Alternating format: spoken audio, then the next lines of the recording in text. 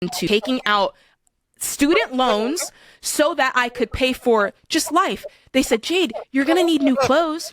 You're going to want, after the games, you're going to want to go out to eat with your friends. And I took out student loans, This is insane. $34,000. I don't know what happened to the Wow. money. I went to college, George. I had two full I had a I wanted to comment on that video because if a Ramsey personality took out student loans, is now focused their entire life on financial education, it makes me really understand that the system sets people up to borrow. So when people come out and say it's the person who's borrower's fault, we have to ask, what is the system doing to people to make them borrow even after they get a full ride plus some for college, right? That's just to start today's video. I do want to talk about some more interesting things as well. I want to talk about filing income taxes separately if you're married. I want to spend a few minutes talking about it because at LoanSense, although we're not, I want to make a disclaimer, and we're not CPAs, tax professionals, attorneys, or anything. We do provide educational resources and materials so that people can know if they file their income taxes separately, what will happen to their student loan payment? Will it increase significantly? Will it decrease significantly? So I wanted to spend a few minutes talking about marriage filing jointly or separately and the possible benefits of filing separate. Okay, because oftentimes when you file jointly, you hear there's all these benefits and that there's penalties. However, it is important to consult with a CPA and understand when to file separately. And on the student loan front, let's say, for example, you make less money than your spouse and you have more or equal amount of student loans. By filing separate, they exclude your spouse's income in the calculation for your payment under an income-driven plan. That, of course, is beneficial for the year. When you file separately in this great tax season, it's a really important question to answer around that because let's say your spouse's income is included, your payment's $800. When their income is excluded, it's $200. Let's say that. Then the benefit monthly is $600 a month. $600 a month, times 12 is what? $7,200 a year, right? And so, wait 1 second, I will confirm those numbers, times 12, yep, precisely. So, confirming my mental math, $7,200 a month, if that's the savings, is the tax filing penalty higher? That's how we think about it on the student loan side.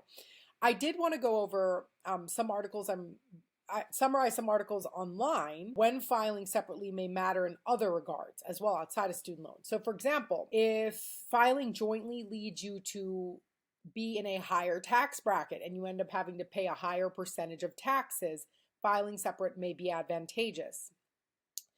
Also, if a spouse's out-of-pocket medical expenses, it says, exceed 7.5% of that individual's adjusted gross income and doesn't exceed it if they combined their income, then there may be a more beneficial medical deduction by filing separate.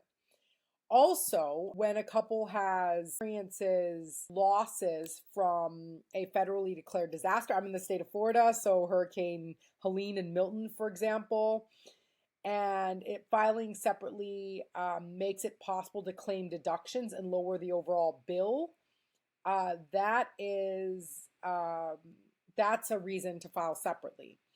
If a spouse has a large tax bill and another spouse gets a refund, and by filing jointly you would nix out the refund, then the way to protect that refund is to file separate. Those are some overview of reasons to file separate. Obviously, again, I'm not a CPA or a tax professional. I'm just giving information so that if you fall into any of those categories, in fact, myself, I fall into that category because we had losses from Hurricane Milton recently in the state of Florida. So I'm going to have to go inquire and ask more questions of a CPA to decide what our tax filing status should be, right? Some more interesting information is that out of the 150 million people that filed, this data goes all the way back to 2016, about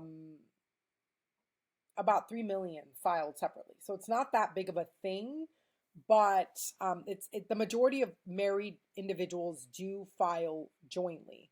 But there are definitely reasons to know of why filing separate matters. Again, student loans, if your payments are going to be significantly reduced, we can help you understand more at LoanSense through me. Like some people are, they don't want to pay for a consult, but if it could save you hundreds every month to understand if filing jointly or separately, now is the time to do it. I'll put links below. We understand the student loan side. Obviously, the side on your tax bracket, if you have to claim losses or if one person has to pay or versus refund, to analyze that is not what we can do, but I'm giving you the information so that you know ahead of tax season as we prepare to go into it.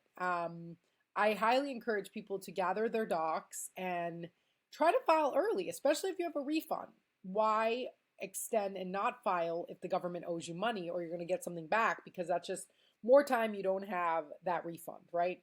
I hope this information's been helpful. We're here on standby. Let us know any questions. Comment below. What did you think of the Ramsey clip? I thought that was funny. I had to comment on it. Let us know if you have any questions. I hope you're having an amazing start to the new year.